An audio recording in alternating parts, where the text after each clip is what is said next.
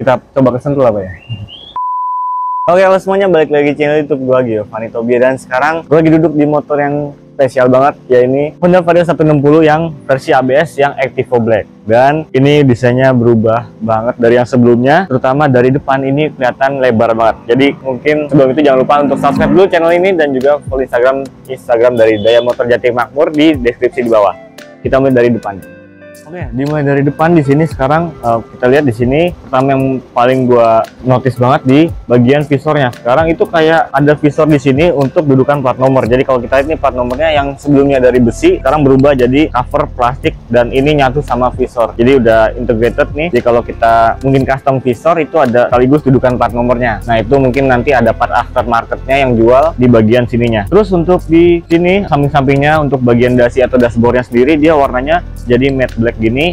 Ini yang warna tipe Activo Black dan doff-nya ini bener-bener hitam. Dia hitamnya bukan hitam yang bener-bener pekat hitam tapi agak keabu-abuan.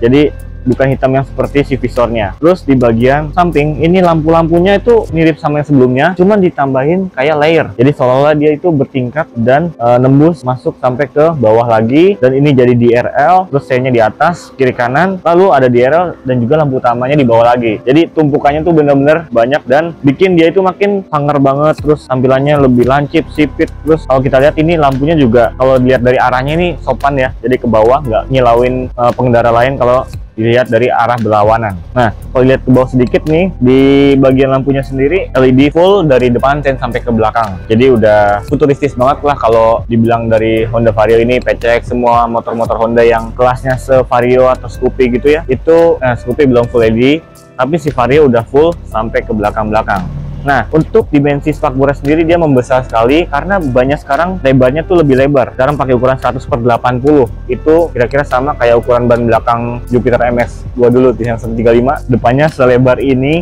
dan ini ring 14 48P. Ini aslinya bawahnya dari bannya sih Federal ya kayaknya. Ya bener Federal FT225. Untuk tapaknya sendiri masih city grip tapi nggak terlalu city banget, ada sporty-sportinya. Dan alurnya ini bukan yang lurus. Jadi kalau yang lurus-lurus kan biasa kayak Honda Beat atau Revo gitu ya. Ini dibikin menyilang-menyilang jadi lebih kelihatan sporty dan kayaknya kalau buat jalanan yang MT atau muteran masih bisa. Dan ini kalau buat hujan ataupun jalan yang berpasir ini lebih gripnya lebih bagus dibandingkan ban yang alurnya lurus doang. Terus kita lihat nih velgnya. Nah, velgnya sekarang warnanya gunmetal dengan sentuhan ini kalau dipegang tuh kasar ya, kayak ada raptornya atau bahan amplas gitu. Jadi kalau dipegang tuh bertekstur. Terus di bagian piringannya dia kayaknya sedikit lebih besar dibandingkan yang sebelumnya. Lalu untuk shockbreakernya travelnya masih sama dengan diameter yang kurang lebih sama juga. Dan ini sekarang Honda pakai baut L dan bautnya dibunsulin di sini. Warnanya chrome putihnya kesannya kayak terekspos banget nih bautnya putih. Terus untuk ini yang versi ABS di Honda ini sensor ABS-nya tuh ada di piringannya langsung. Jadi dia nggak pakai add-on kayak di kompetitor ya. Add-onnya ada piringan hitam di sini. Kalau di sini langsung di cakramnya. Jadi kalau kalian pengen ganti piringan aftermarket mungkin harus khusus yang buat Vario 160 karena ini piringan dibikin khusus ada sensor ABS-nya. Bukan sensor sini sebenarnya kayak jeruji-jeruji ini yang bikin si kabelnya ngebaca kalau ABS-nya bekerja apa enggak, gitulah kira-kira. Dan kalipernya dipakaikan oleh Nissin. Jadi ini kaliper Nissin satu piston warnanya keemas-emasan yang lumayan terang. Jadi untuk bagian depan ini lebih padat, lebih lebar juga dimensi bannya. Terus ada stiker ABS di sini. Lalu kabel-kabelnya penempatannya cukup rapi dan sensor kabel ABS-nya juga senada sejalur sama si kabel rem, lalu pisah ke depan sini. Jadi kelihatan lebih terintegrasi lah. Untuk bagian dek bawah sini sendiri sih rapat banget, jadi nggak ada sekat-sekat kayak zaman dulu ya motor-motor misalnya Honda Beat zaman dulu atau Honda Vario sebelumnya itu ada bolongan garis-garis di sini deh kalau nggak salah. Sekarang tuh benar-benar rapat, jadi covernya benar-benar menutupi bagian dek dari bodi bawahnya. Oke, lampu udah nih. Dan kalau kita lihat dari atas sedikit nih, bagian ininya, visor atau apa namanya, kepalanya sendiri sih nggak terlalu jauh berbeda dari yang sebelumnya ya. Masih sama-sama polos dengan ada tulisan Honda di sini. Terus di sini dibikin 2 layer. Dan yang ini bodi kulit jeruk, bodi doff-nya dibikin bertingkat dan kiri kanan terpisah kayak gini, jadi lebih sporty dan apa ya, stangnya tuh sangar tapi stangnya tetap terlihat kecil dan ramping. Jadi kalau kita lihat nih bodinya udah gede, stangnya tuh tetap terlihat ergonomis, nggak terlalu gede banget tapi kelihatannya pas di tangan. Oke, kita lihat dari speedometernya. Oke, di bagian stang di balik kemudi ini kita lihat di samping kiri sudah tidak ada lagi smart lock brake, smart parking brake, macam-macam istilahnya. Jadi ini karena sudah pakai cakram, dia nggak bisa lagi tuh ngunci kalau kita lagi parkir di lampu merah, atau bukan parkir ya, berhenti di lampu merah atau parkir di tempat yang curam atau tidak rata permukaannya. Kita nggak bisa ngunci motornya atau bikin motornya ngerem karena udah pakai piring cakram untuk pengeremannya. Terus di sini ada high beam, low beam, klakson, dan juga sen. Ini konstruksinya masih sama dengan yang versi sebelumnya, nggak jauh beda lah. Ini pencetannya juga rasanya sama aja, besar-besar ciri khasnya Honda ya. Terus tonjolannya tuh benar-benar naik banget, jadi kerasa kalau dipencet. Dan klaksonnya lumayan nonjol, jadi kalau misalnya kalian bawa anak di depan gitu ya, nih langsung kepencet terus. Apalagi di sini juga tuasnya benar-benar tipis dari jempol. Enaknya dia genggaman untuk menjangkau instrumen-instrumen di sebelah kiri ini jadi lebih mudah karena dari hand grip ke bagian tombol ini lebih tipis dibandingkan punya gua misalnya itu harus agak jauh gitu. Terus di sini kita lihat nih, jadi selaras nih, sebelah kiri dan kanan udah ada tabung minyak remnya karena depan belakang udah pakai dual disc brake cakram yang versi ABS. Kalau yang CBS dia belakangnya masih tromol. Nah, di sini biasanya kalau nanti aftermarket keluar, di sini pasti diganti yang variasi sampai nonjol-nonjol sampai ke atas, lebih terekspos lagi. Dan ini terlihat rapi sih, kiri kanan nih simetris sekali ya. Kita lihatnya karena ada cakram depan belakang, jadi bagian kiri kanan terlihat sangat simetris menurut gua. Terus di bagian speedometer, untuk overall desainnya sih berubah di dalamnya aja, tapi yang luar-luarnya dan fitur-fitur yang di dalamnya sama. Nih nggak dinyalain udah kelihatan nih, ada ABS. Untuk yang versi ABS, stay-nya terpisah kiri kanan, ada keyless-nya juga.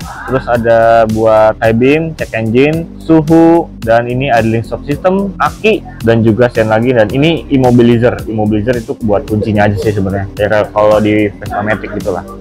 Nah, dinyala, nggak pencet di tuas starter lagi, tapi sekarang langsung pencet ke keyless-nya kayak PCX biasa. Makanya dari kemarin tuh sempet aneh ya, Vario sendiri yang mencet ini terus baru ke keyless. Kalau sekarang langsung ke keyless semua, pencet langsung, putar lagi, dan dia nyala. Nih, kelihatan nggak animasinya? Putar lagi. Nah, masih mirip sama yang versi sebelumnya. Ini ada bensin, speedometer besar di tengah, agak ke kiri, kilometer per jam, dan ini real time kilometer per liternya ada di bawah, masih seperti grafik gini. Terus ada jam digital. Terus ini instrumennya kita bisa select di sini, trip B, trip A average, trip cuman ada trip A average ternyata. Di sini ada volt aki, lalu ada odometer total, trip A, trip B, average. Udah sih itu aja. Dan di sini lumayan lengkap sih menurut gua, cuman yang nggak ada ya kayak RPM doang. Tapi itu nggak terlalu penting di motor Matic sih sebenarnya, karena motor Matic kan nggak pakai tuas transmisi, jadi langsung gas aja sih, nggak perlu RPM. Yang penting real time consumption BBM-nya tuh selalu di angka paling besar biar dapat keiritan bahan bakar yang maksimal. Yang terpisah dan kira-kira kayak gitu. Terus di sini ada tombol untuk reset. Jadi reset untuk instrumen itu di tombol sebelah kanan. Jadi terpisah nih tombolnya. Ya, untuk bagian speedometer kira-kira kayak gitu. Dan ini lapisannya glossy, serta dibalut sebelah kiri kanannya itu body kulit jeruk, dan ada body doff-nya juga. Jadi layernya benar-benar berlapis-lapis, lebih kelihatan sporty. Untuk ukuran stangnya sendiri sekarang kayak agak lebar atau menukik gitu ya. Jadi pokoknya stangnya itu berubah sekitar 10-20%, yang nyampe sebanyak itu sih.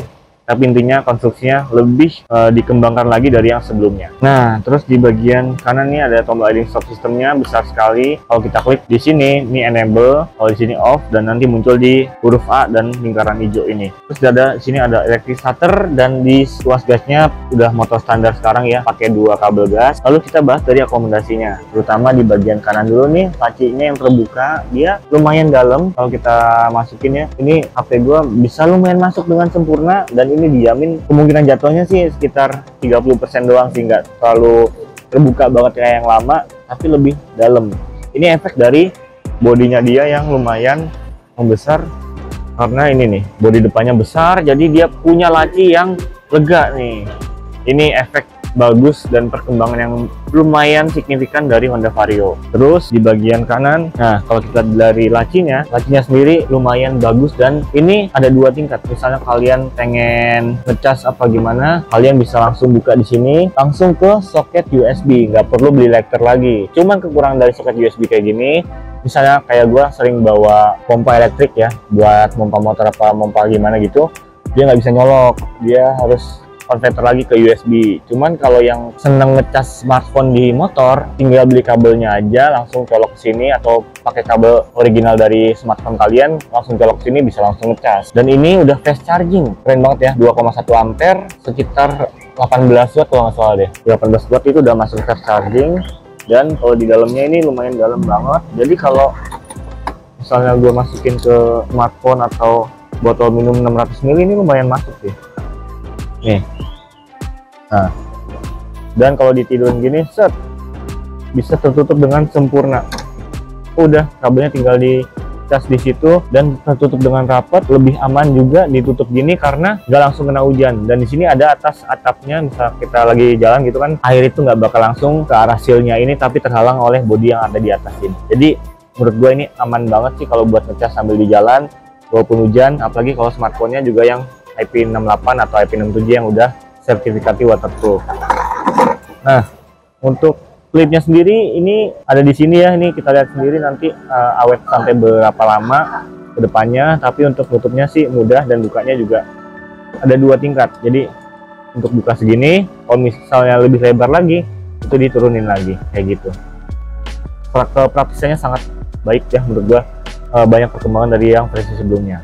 Lalu di tengah sini ada lagi holder atau gantungan, misalnya kalian bawa barang. Jadi bisa ditaruh plastik yang bebannya lumayan berat, itu bisa dicantolin di sini aja, nggak perlu nambahin cantolan lagi di aftermarket. Jadi udah tersedia dari pabrikan. Nah di sini sayangnya tidak ada. Jadi ya ini nggak terlalu penting juga sih karena di sini udah ada, kiri kanan udah ada.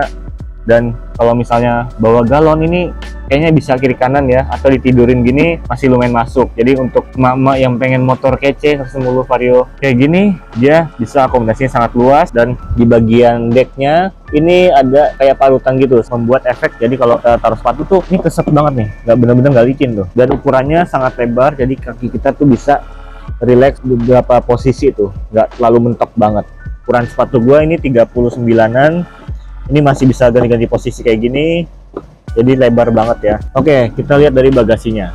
Nah, kita bahas dari bagian bagasinya. Ini bagasinya volumenya sekitar 17-18 liter, nggak beda jauh sama yang versi sebelumnya yang Vario 150. Dan bagasinya sih lumayan lega, memang bisa nyimpen helm satu, tapi nggak semua jenis helm bisa masuk sih ya, tapi kebanyakan helm masuk lah karena ini dalam ya, walaupun ada tonjolan di sini. Ini untuk intake manifold sama bagian-bagian mesin lah, jadi ada tonjolan di sini. Dan ini ada klip, dia kalau misalnya bagasinya basah, sama lah, semua motor matic sekarang udah ada. Ini biasanya kalau basah, ini kita buka biar airnya turun. Cuman kok agak ke atas ya. Kalau motor gua tuh kan di bawah pas tengah-tengah, jadi pas bagian terendah dia airnya turun. Terus di bagasi sendiri, dan menurut gue ini ya untuk bodi sebesar ini 18 liter ya masih oke sih. Cuman kalau gua sendiri sih, gua pribadi masih kurang ya, karena biasa yang 25 liter atau 20 liter atau 23 liter, nyata 18 liter mungkin kalau kebutuhan gue sendiri sih kurang cukup. Nah, terus di bagian radiator ini ada cover glossy-nya nih, ini karena masih baru nih, masih ditutupin. Dan ini sih bagusnya ditutupin ya, jadi misalnya air radiator tumpah itu nggak langsung basahin alat-alat yang ada di bagasi, makanya dia dikasih cover gini sekarang. Dan penempatannya cukup mudah. Kalau gua kan motor gue di sebelah kanan bawah ya, kalau ini di atas, jadi tinggal buka bagasi set. Lebih aman juga sih karena harus buka jok dulu. Kalau punya gue tinggal cabut karpet, dibuka tuh radiator, gampang. Nah, di sini ada tempat 2 untuk obeng toolkit. Nah, untuk toolkit tasnya sih nggak ada tempat buat naruh di sini ya, nggak ada tempat khusus gitu. Maksudnya tinggal digeletakin aja, bercampur satu dengan barang yang kita bawa. Tangkinya sekarang 5 literan, 5,5 liter atau 5, berapa liter ya. Ya lumayan besar, dan ya ciri khas Vario sih, bodinya bisa ramping tapi tangkinya 5 liter. Ini setara dengan Aerox yang baru, tangkinya 5 literan juga. Jadi menurut gua tangki 5 liter ini yang bikin bagasinya dia jadi dapatnya sekitar 18 literan aja. Nah, di sini tangkinya lumayan rapi ya, dengan cover-cover yang sangat rapi, pelampungnya nggak kelihatan, tangki-tangkinya nggak kelihatan. Ini semua cover plastik yang dibungkus dengan sangat baik. Jadi build quality dan desainnya ini niat banget. Nah, ini kalau kalian ngisi bensin full tank gitu ya, terus sampai tumpah, dia nggak bakal tumpah, jadi dia bakal turun lagi ke bawah. Jadi semuanya masuk, dan kalaupun kepenuhan banget ya, di sini ada sil-sil karet, dan di area sini tuh nanti ada jalur yang bikin langsung ke bawah, jadi bensinnya tuh nggak bakal tumpah ke bagasi.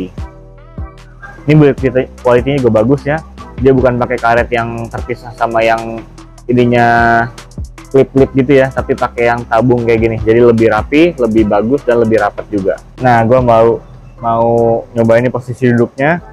Kalau yang sekarang tuh stangnya sih lumayan ergonomis, cuman lebih sedikit kayak menukik ke bawah ya dibandingkan yang sebelumnya.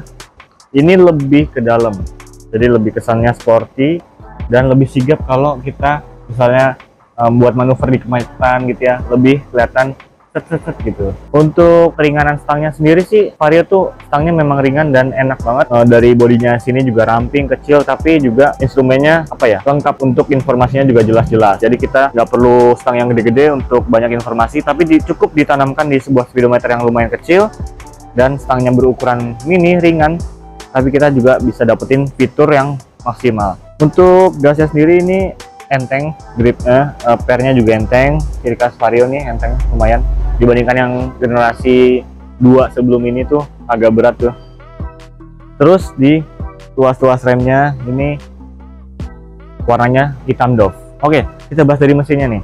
Nah, mesinnya di sini sekarang jadi 160, bukan cc, 160, tapi cc-nya 156, sekian berapa ya, sama kayak Honda PCX 160. Dia 156 dan tenaganya naiknya lumayan drastis untuk sebuah Vario ya, karena Vario kan untuk 150 cc-nya aja memang tenaganya tidak sebesar motor-motor 150 cc di kelasnya pada zaman yang sebelum generasi ini. Dan sekarang di Vario 160 ini tenaganya menjadi 15,4 PS, atau 15 horsepower lah. Torsinya 13,8 Nm, artinya dia setara persis sama dengan yang kompetitor All New Aerox 2021. Tenaganya 15 horsepower, torsinya 13,8 Nm. Dengan bobot yang ABS ini sekitar 117 kg, yang non ABS atau yang CBS itu 115 kg. Jadi dengan bobot yang lebih ringan, tenaganya sama kayak Aerox 2021 nih. Jadi kalau dibuat drag race nih, Vario kemungkinan menangnya nih lumayan besar ya, karena dengan bobot yang ringan, PWR power weight rasionya juga lebih bagus, dengan bobot dimensi juga lebih ramping gitu. Jadi tenaganya lebih maksimal dibandingkan kompetitornya yang punya berat sekitar 122 kg dan juga bagasi 25 liter dengan bobot yang lebih berat. Di Aerox bakalan agak kewalahan buat drag race sama Vario 160 ini. Nah, di bagian belakang ini remnya sudah menggunakan cakram disc brake dengan kaliper Nissin. Akhirnya motor matic 150 cc yang kelas-kelas Vario ini akhirnya udah ada yang pakai dual disc brake depan belakang. Biasanya kan dulu adanya di Honda PCX, NMAX, terus ada yang gede-gede Forza, T-Max, X-Max, segala macem lah. Sekarang di motor sekelas Vario yang mungil seperti ini udah pakai rem cakram, rasanya lebih mewah dan elegan. Terus ini ABS-nya kalau nggak salah dual channel, mana ya, satu channelnya lagi mana ya? Gue lupa malah. Ya, dan ini setahu gua kalau yang versi CBS itu belakangnya masih tromol, yang ABS dia cakram depan belakang. Dan remnya sih sebenarnya kalau Honda konsisten dari dulu segitu-segitu aja ya. Kalau di Yamaha, kalau zaman dulu tuh ya rem-rem Yamaha tuh lebih empuk, lebih soft. Kalau di Honda ya nggak terlalu keras, nggak terlalu empuk ya, segitu-segitu aja sih dari dulu, konsisten. Terus di bagian sini ada radiator, dengan desain radiatornya sih mirip-mirip sama yang lama ya.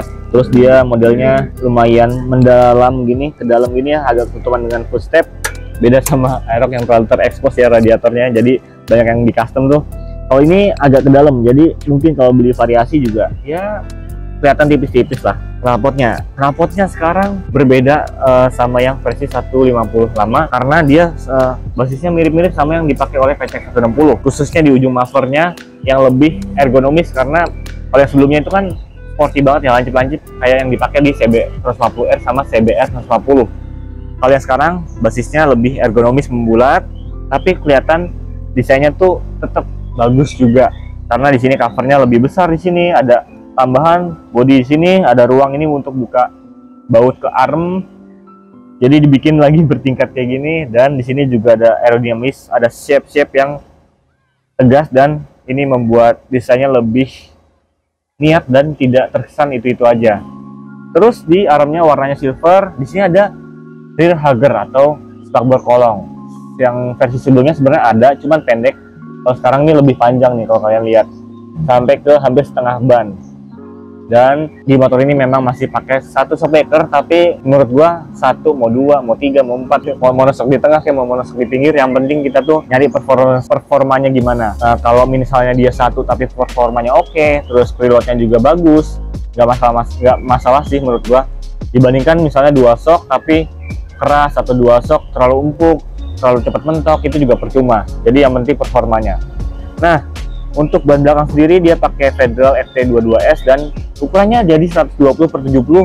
Ini lebar banget, jauh lebih lebar, dan kalau buat manuver ini motor bakal lebih pede sih dibandingkan yang versi sebelumnya. Kita coba kesentuh apa ya. Oke, kita lihat dari bagian belakangnya. Nah, gue mau bahas dari bagian belakang ini, dan sekarang kalau lihat ini bezelnya berubah dari yang versi sebelumnya. Kalau dipegang sih jujur aja menurut gue agak sakit ya, apalagi kalau buat nyetandarin dua. Jujur gue agak bingung kalau megangnya tuh sebelah mana gitu. Kalau di sini yang kena tuh hanya dua bagian di sini, jadi kalau kalian misalnya nggak biasa standarin dua motor, buat nyetandarin motor ini lumayan berasa. Terus di sini belakang nih ada kayak buat pegangan, cuman emang dia nggak full sampai bawah gitu, nggak dibuat untuk ergonomis, dan juga lekukannya tuh sampai bawah, jadi pasti kita genggam tangan tuh lebih full, lebih kerasa ngisi gitu. Kalau ini kan kosong ya, jadi lumayan sakit sih kalau menurut gua. Dan ini warnanya Dove, terus dia mirip sama bodinya juga Activo Black yang agak keabu-abuan. Terus di belakang sini warnanya juga glossy, jadi ini beda sama bodinya. Yang ini senada dengan visor depan dan juga senada dengan speedometer yang ada di instrumennya. Warnanya glossy, hitam, dan hitamnya nih lumayan ya, kayak piano black. Dan ini kalau kalian beli motor ini langsung aja di coating di tempat-tempat coating. Nah, karena ini kalau misalnya bagian belakang itu sering banget kalau nggak kedudukan atau kena barang bawa tas gitu ya, kena belakangnya itu sayang banget sih kalau lecet, makanya harus sering langsung di coating. Untuk di bagian semua bor ke bawah, semua di lampu-lampu ini semua sama dengan yang versi sebelumnya, jadi nggak ada perbedaan sama sekali. Yang beda di lampu stop lampnya aja. Sekarang LED-nya lebih halus ya, kalau yang sebelumnya kan nonjol-nonjol banget ya, lampu dari bohlam LED-nya ya, jadi terekspos banget. Dan sekarang lebih dibikin kayak kristal. Penempatannya ya cukup rapi, dan ini kalau kita lihat dari atas itu kayak miring ke samping, jadi rasanya tuh kayak ini. Kalau misalnya kita macet-macetan ya, kalian harus lihat nih, ininya udah ngerempet atau belum. Takutnya kalau lagi slap flip, kalian biasa pakai motor yang ramping, pas pakai ininya kena duluan.